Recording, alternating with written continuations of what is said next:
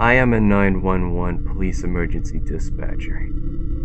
I am a communications officer. When people dial 911 and ask for the police, I'm the one they get through to. I wear a uniform. It's like a police uniform but blue. I also don't have a stab vest because we work in an office, but we sit in huge banks of desks in lines with supervisors standing at the end of every one.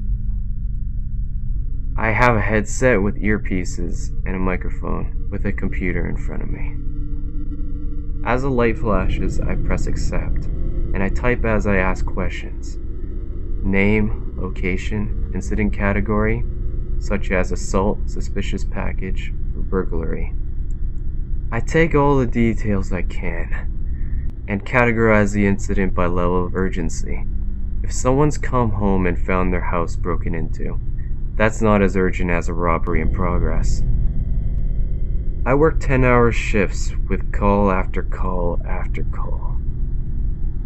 If I need to take a piss, I have to raise my hand to get excused by the supervisor. They time you too.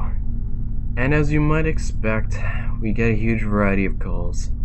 Sometimes it's something and nothing time wasters. Sometimes you hear some fucking awful things. My third shift, I got a call from a woman who was just screaming.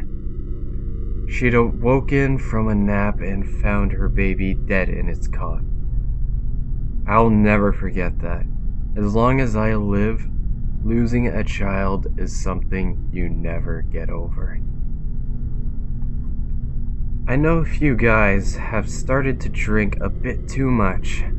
Not alcoholics or anything, but every time they come home to a few drinks. It's the only way you can sleep. If I'm totally honest with myself, I could tell I'm slipping a little down that road. In fact, last week I was working the night shift. It has a rep for being pretty bad. You get a lot of violent calls on that night shift. I've been working for about 8 hours at that time. 2 more to go. I was surviving on coffee, shoving one call after another to the guys in dispatch. Then, I got this call. I take a drink and click answer. Police, 911. What's your emergency? Police, 911. My name is Mike. Can you tell me the nature of your emergency? I need to know your location and what's happening. Then I can get help to you as soon as possible. Are you able to speak to me? Are you unable to talk out loud? Okay, let me see if I can help. 1 scratch for yes, 2 scratches for no. Do you understand? Great. Like I said, my name is Mike. I'm gonna get the officers to you as soon as I can. Please stay on the line. I start waving my supervisor over, who spots me straight away. I point at my screen where he sees my typing. Caller is unable to speak aloud, attempting other communication methods. He nods, understanding straight away, and jogs over to the bank of IT guys. Are you injured?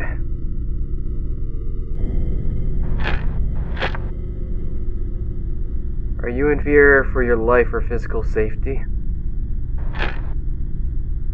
Are you able to get to a safe place?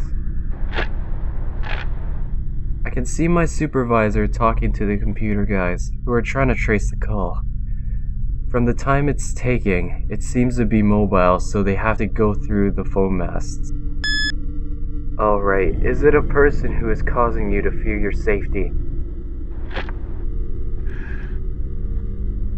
And are they with you now? But you are afraid that they can hear you? Are you restrained in any way? Okay, don't worry. We'll find a way to get you help. Are you in a house? Is it their house?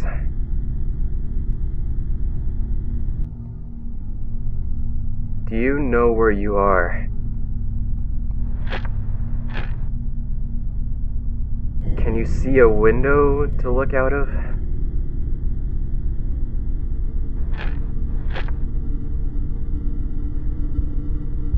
I was starting to panic a bit now.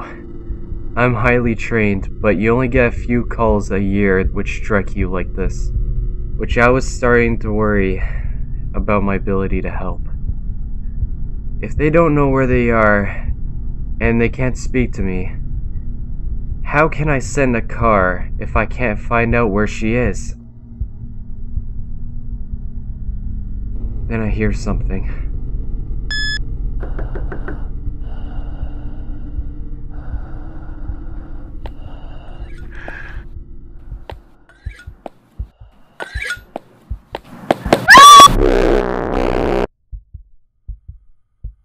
Are you still there?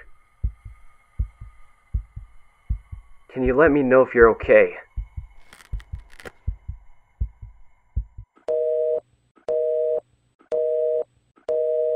The call light flicks out.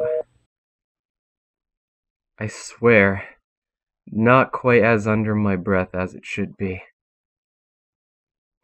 Looking straight over to the IT lads, I see them shaking their heads. No luck. No trace on the call. I worked the remainder of my shift feeling sick. It's mostly routine, but I just can't get that out of my head. See, as a communications officer, when something comes up like that, and you can't manage to find out where that person is, you feel responsible. If that woman is hurt or killed, then there's surely a lot that's down to me. On the drive home, through the empty city streets, I run that conversation through my head, over and over again. I think what I could have done differently. I worry about that woman, where she is, and what's happening to her. I get home, throwing my bag on the sofa. I pull a bottle of beer out of the fridge and pop off the cap. That woman could have been being raped or tortured, and we had the opportunity to find her, and we couldn't manage it. I had visions of a woman locked in a cellar somewhere, at the mercy of some pervert. I flopped down on the sofa, stuck the TV on, and slumped. I woke up half an hour later to the phone ringing. I stirred, blinking. It was dark still. Just starting to get lighter. It was the home phone. Now I never use the landline. I mostly just have it because it's the only way I can get Wi-Fi. This has to be something bad. My mom maybe, who hasn't been doing well. I drag myself to my feet and head as quickly to the phone as I can, fumbling with it, pressing it to my ear. Hello?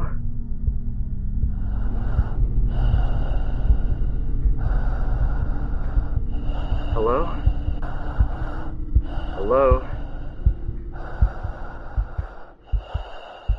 Without the background noise of the office, without the tapping and voices of other officers, I can hear more clearly.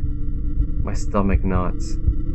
I feel like I might vomit, the beer churning. Oh. Anna? Are you... This isn't funny. I swallow, my mouth dry. Is it... Are you safe? Please, tell me, wherever you are, whatever I can do, please tell me. Where are you?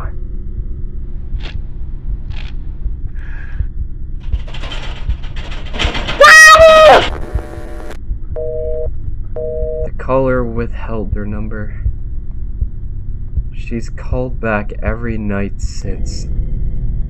Every night is the same. No answers, just her little breaths and the scratches on the floor. How many times she calls, I will answer. Every time. Perhaps one night I will be able to find some way to help her. 7 times she's called. 1 call for every year of her life. 1 call for every year she's been dead.